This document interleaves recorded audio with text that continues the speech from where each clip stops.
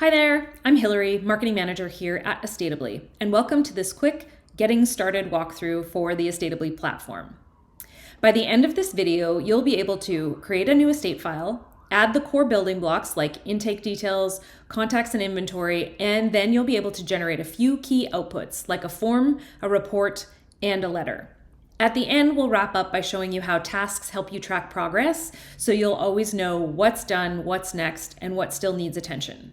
If you can run this flow once, you'll have a repeatable starting point you can use for every new file going forward. A bit of quick context on Estateably, just so the rest of this feels intuitive. Estateably is a platform that's designed to support estate and trust administration work in one connected workspace. Instead of tracking information across spreadsheets and static checklists and separate documents, Estateably brings the key parts of the file together: your data entry, your accounting, your documents, and your workflow. So the core idea is simple. Enter file information once and then reuse it across the things you need to produce and the work you need to track. In the platform, you'll see estate administration, trust administration, power of attorney, and fiduciary accounting. And depending on your jurisdiction, your plan, and your setup, there are also tools like statement import, notice to creditors, and vault. But for this walkthrough, we're just focusing on estate administration and the exact steps to create your first file. One last piece of context before we jump into the platform: coverage. Estateably operates across Canada and the United States. In Canada, it supports jurisdictions across all provinces. In the United States, it supports multiple states, and we are continually expanding across the country. So you'll choose the jurisdiction during file creation, and that selection helps guide what you'll see in the file, what you'll be prompted to enter, and what you can generate. Hey there, I'm Dahlia, and I lead the customer success team at Estateably. In this video, I'm going to walk you through creating your first file in Estateably. All right, let's start by putting a simple story behind the clicks so it feels like real life. Meet Ellen. Ellen is widowed, and she has 3 adult children. In this example, Ellen does have a will, so the estate is testate. Just a quick note, the same workflow we're about to follow can also support an intestate estate too, meaning no will. For our walkthrough, we'll keep it straightforward. There's 3 executors and 3 beneficiaries. The names are placeholders, but the structure mirrors what you'd set up in an actual file. We'll follow the same steps you'd use in a real matter, just with friendly example of people. Now, what's in the estate at a high level? There's a home, so you'll have a real estate to enter, and there's also a mortgage attached to the property.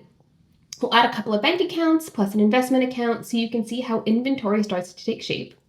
And we'll also reference benefits like OAS and CPP, since those often come up during administration, and it's helpful to see where you'd reflect that information in the file.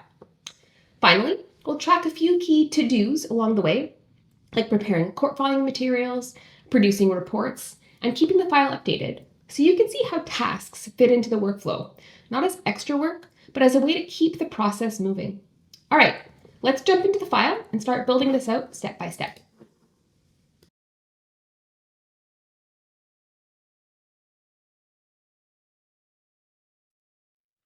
Once you log into Estateably, you'll land on your estates page. Depending on the type of file that you're going to be opening, you can click on estates, trusts, or powers of attorney at the top.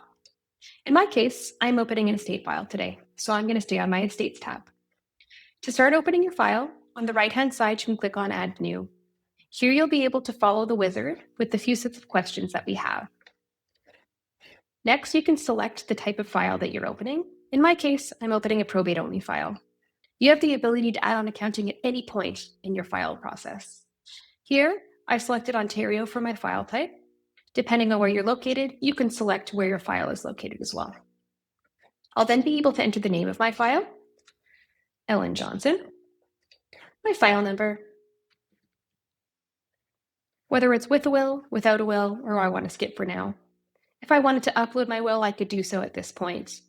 The checklist refers to the task list that you'll be able to see in your account. In my case, I'm doing a probate-only file, so I'm going to see my probate-only checklist. However, you have the ability to add on a full administration checklist. That includes accounting, if this is part of your process. You'll then be able to enter the information about the deceased, Ellen Johnson, and then the date of death.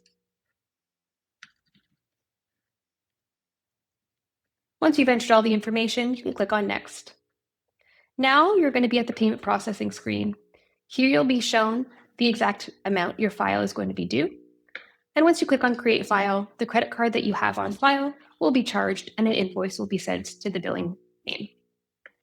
Once the processing is finished, you'll land on your overview page, which is general information about your file.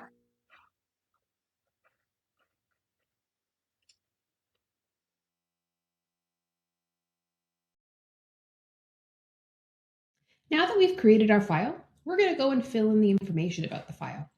On your left-hand side, navigate to the intake.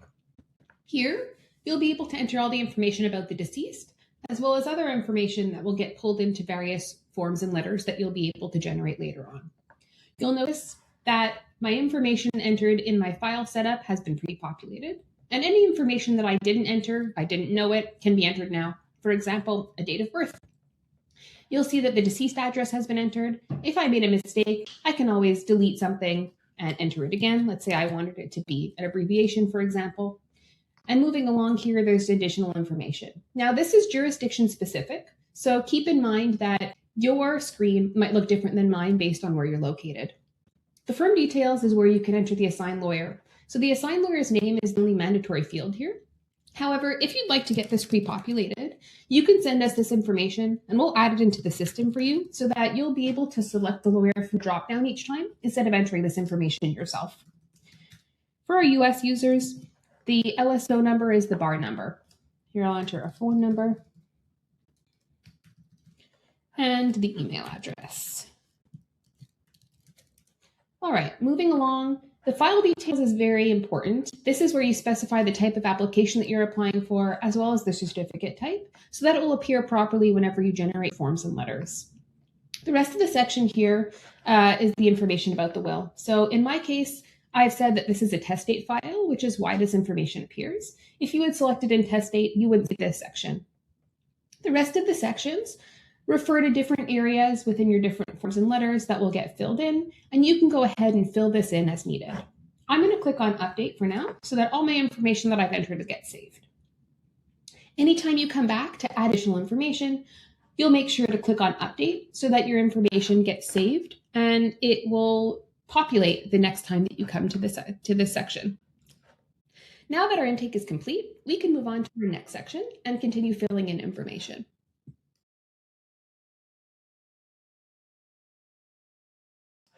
Now that we've successfully completed the intake, we can move on to our contact section.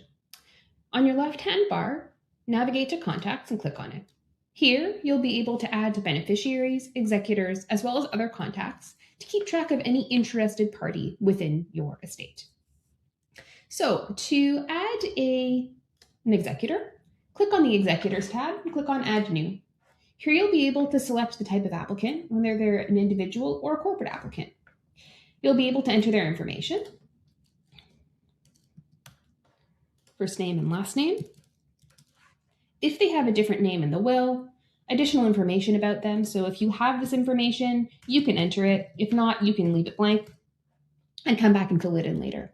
If you know their occupation, you can fill it in also, as well as their date of birth, their address, which I don't happen to know at this time, whether they're acting or not. In my case, May is acting as executor. Their relationship to the deceased, she's the child, and the section down here, which will differ again based on the jurisdiction that you're in, is an important section to fill in as it refers to different areas in the applications that you're going to submit. So the entitlement to apply here is why they are entitled to apply as executor. So I'm going to click on the reason that suits my needs. And then the jurat and signature. So this is an important area as well. If the jurat and signature is different than the default that you entered in the intake, you can then fill it in here. Otherwise, you can simply leave it blank, and whatever you filled in the intake will get pulled into your forms. Now I'll be able to click on Save. In my case, I have another executor. I actually have two other executors. One of them is acting, and one of them is not. So I'm going to go ahead and add the one that's not acting to show you how that works. Clicking on Add New, it's again an individual applicant. In this case, I'm entering their name. Again, I'll fill in the rest of the information. For now, for the purpose of this, I'll skip it just so you can see where we click on no for this person is not acting as executor, and you can then indicate the reason why. In my case, this person is renounced, so they are not acting, and I'll click on save. This will then bring in the information as applicable to your forms when you generate them. Now, May and Warren are both beneficiaries as well. So in that case, I can click on the 3 dots and make this person a beneficiary, and it will bring over all the pertinent information to my beneficiary profile. One thing to note here is once you've copied over an executor to a beneficiary or a beneficiary to an executor, the profiles are no longer linked. Meaning, if you have additional information to add, like their email or their address, you'll have to add it into both profiles. So what I suggest is adding every piece of information that you have in one of the profiles and then copying it over. Now I'm going to go to my beneficiaries. I have 3 beneficiaries. One of them is a straightforward, regular residual beneficiary. The other one is a deceased beneficiary, and the other one is going to be a contingent beneficiary. So May has been copied over. I'll then be able to select whether I want her residual allocation to be in a fraction or percentage, and this really will depend on you and what the will states. In my case, it's going to be a fraction. She's getting a third. And I'll click on save. Now, I received this warning up at the top to tell me that my allocation hasn't been fully set for each beneficiary, and I still have some left. So now I'm going to go ahead and click in. You'll notice I also have the option to set a legacy beneficiary. For anyone who doesn't know, a legacy beneficiary is simply a beneficiary who's going to be receiving a gift, whereas a residual beneficiary will be receiving a residual value of the estate, and they can also receive a cash or asset bequeathed as well. So you'll notice that my information gets copied over. I have my allocation. My family member type is child, gets copied over from my previous section. Whether they're a contingent beneficiary or not, in my case, no, she's not a contingent beneficiary. I can then add in all the rest of the information as applicable. They are not being served in my case because they're also an executor. And if they have a cash bequest, which in my case, she doesn't, you would be able to enter it here. So for example, $1,000 if that's the case. And then you can click on update. Now all my new information gets saved. So now I'm going to add a beneficiary who happens to be deceased. There's 2 different ways to add a deceased beneficiary. The first way is adding them as the estate of. So if you were to do it that way, you could go ahead and enter their information.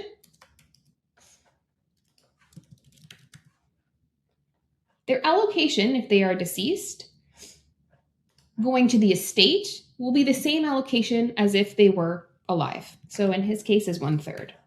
Now the type of beneficiary is going to be estate. And this will then show on my forms as the beneficiary going to the estate of John Michaels. The rest of the information is filled in the same way as the other one. Now, if this beneficiary is not going to the estate and it's going to a contingent beneficiary, I would not put in an allocation. So this would be 0 on 1. And I would enter the type of beneficiary. They are not a contingent beneficiary, but they do have a date of death. So I'll input the date of death when they passed away. And the rest of the information is not applicable because they're not being pulled into forms as needed. So I'll click on add. Now, what I will do is add in my contingent beneficiary because that was specified in my will. So clicking on add new here, I'll be able to enter the name of the contingent beneficiary.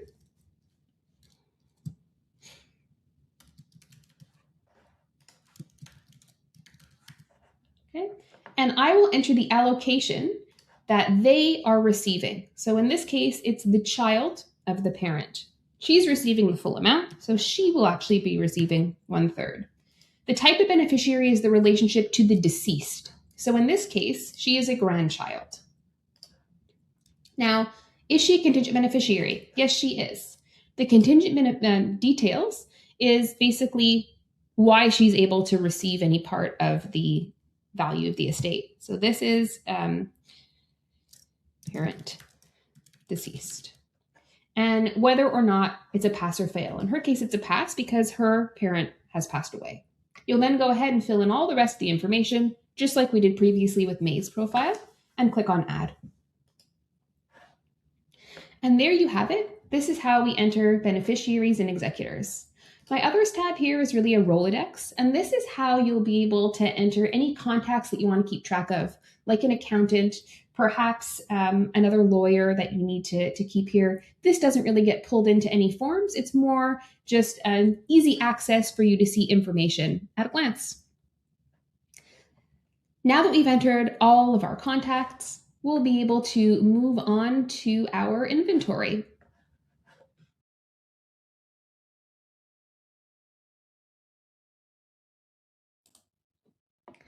On your left-hand menu, navigate to the inventory section. This is where you'll be able to add all of the assets and the liabilities of the estate. To begin adding, click on Add New in the top right-hand corner. Here you can select the type of asset that you'd like to add. I'd recommend adding assets before liabilities as they can be linked. I'll go ahead and start with a property. I'll select real estate. I'll be able to enter the date of value, the ownership type, if it's applicable. If it's jointly owned, you can select the percentage. If it's single ownership, it'll automatically be 100%. The property type, you can select from our drop-down list. You'll then be able to put in the address of your home. I'm selecting it from the drop-down menu here. If you have the assessment rolls or property identifier numbers in other jurisdictions, it might be a lot number. You can enter those here and they'll appear on the proper forms as well. We have the ability in all assets to indicate whether this item is passing through or outside of the estate as applicable, and whether it's being bequeathed to a beneficiary. Once all the information has been entered, you can click on Save, and your asset will then appear within your list of assets in your main screen. Now, to add a mortgage to your property, you can click on the three dots here and click on Secure to a Loan. This will automatically take you to the liabilities page, and you can add in the value of your mortgage. You'll select the loan type. Mortgage is automatically selected, but if a line of credit is applicable or anything else, you can select that instead. The rest of the information, like rate, schedule of repayment, name of lender, are not mandatory pieces of information. They're here for your reference if you'd like to add them. We then automatically select that this loan is secured, and we also select the asset that you've just added. You can then click on Save, and your liability will then appear in your Liabilities tab. If you'd like to add a liability from scratch, you simply click on Add New, and then select the type of liability that you'd like to add here. Next, I'll go ahead and add an account. Clicking on Add New will allow me to select my deceased bank account from my drop-down list. I'll be able to enter the value at the date of death. In my case, it was $10,000. Again, the ownership type, the type of account that we have here. I have a savings account, and it was held at the Bank of Montreal. You can include a nickname. This is useful when you have accounts that are at the same institution, so it's an easy way for you to identify them. You can also include the account number here.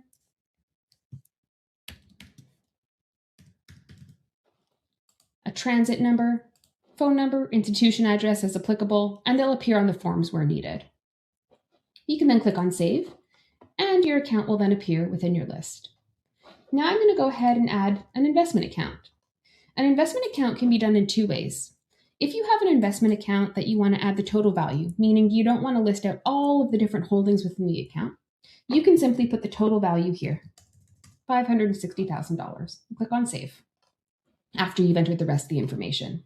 So here I have my account type, I have the institution where it was held. Again, I have a nickname and the rest of the information about it. Adding an account this way will give me the total value. If I wanted to specify what was in the account, I would then go ahead and click on my investment account again. I would leave my account value at 0 because as I add holdings, this will make up the value of my account. Here, I'll be able to enter the type of account that I have, again where it's held, the rest of the pertinent information. And once it's added, I'll then be able to click on the account, click on View Holdings, and then add in every holding as necessary. Here I can select what type of holding. In my case, I'm going to add a stock. And I'm going to use the ticker system. I don't know my stock holding value at the date of death.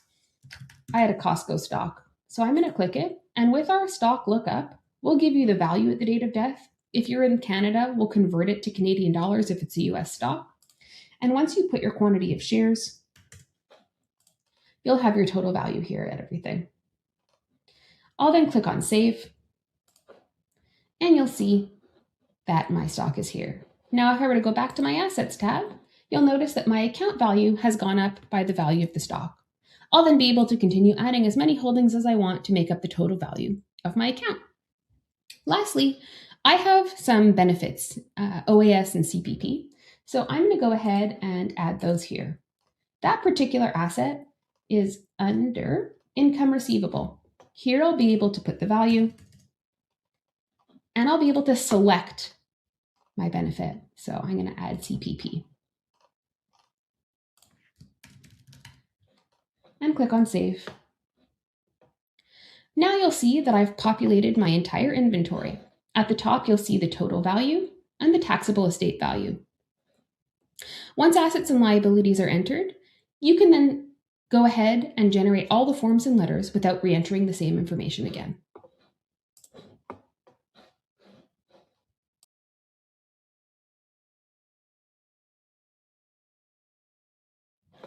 On your left-hand menu, navigate to the Forms and Letters section.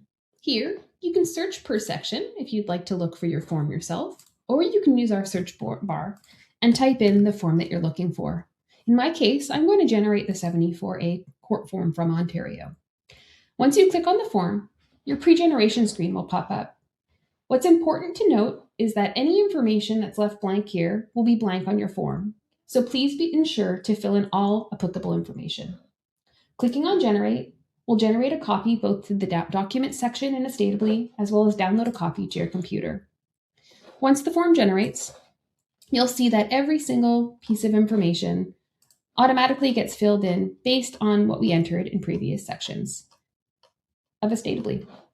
It's important to go through and review the information to ensure that all boxes are checked properly and all information is correct before submitting this to the court.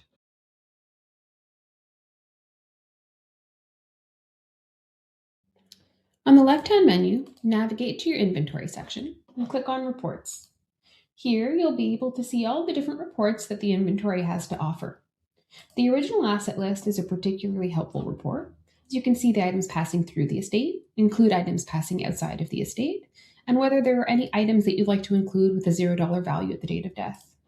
Clicking on Generate will then generate the report, and will download a copy to your computer.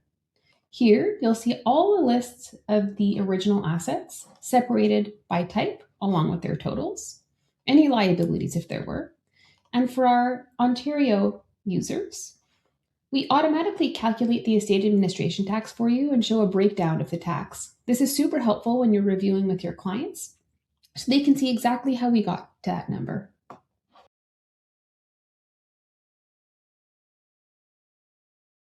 On the left-hand menu, navigate to Forms and Letters. Here, you'll be able to generate any custom letter that we have available for you. In my case, I'm going to generate the letter to beneficiaries. In my search bar, I'm going to type in the word beneficiary, and any letter with beneficiary in it will pop up. Here, I'll click on the letter I'd like to generate, and on my pre-generation screen, I'll see all the beneficiaries to whom the letter can be going to. If you don't want to send to everyone, you can simply uncheck one of the beneficiaries. All the letters that get generated will generate in a zip file for you. Each beneficiary will have their own specific letter. Clicking on Generate will then generate the document to both the document section of your screen, as well as a copy to be saved on your computer. Now, when I open them, you'll notice that it's directed to one of the beneficiaries with all the pertinent information that's requested. Review the letter to ensure that everything has been generated as you expect before sending it off.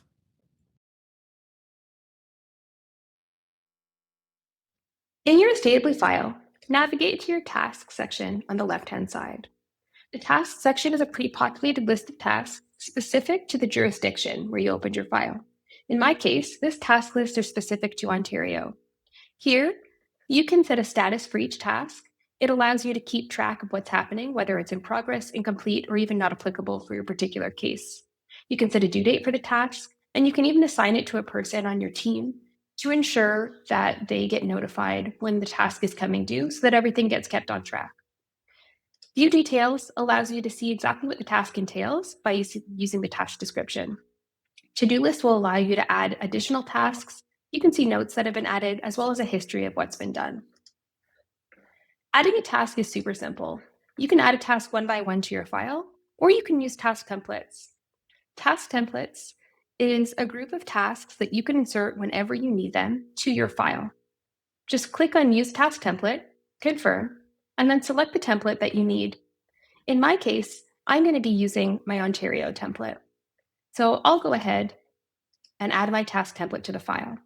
I can select exactly where I'd like it to appear, first in my list or last in my list, and then it will appear as such, making everything super easy for you to keep track of. Now that I've gone ahead and done that, and I've completed my submission of my 74A application, I'm going to go ahead, mark my task as complete, and now my completed tasks will appear.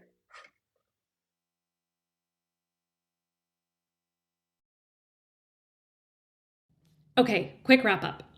Your first file foundation is always the same. Create the file, complete the intake, add contacts, and build your inventory. Once that's solid, everything downstream gets way cleaner. Forms, reports, letters, and tasks all generate with way less fuss. Again, Estateably supports jurisdictions in Canada and the US, and it's not just for estates. If you also handle trusts, fiduciary accounting, or power of attorney matters, you'll see all those options in the platform too, along with tools like statement import, notice to creditors, public notices, and vault. And if you ever need a hand, the support center is always the best way to get unstuck.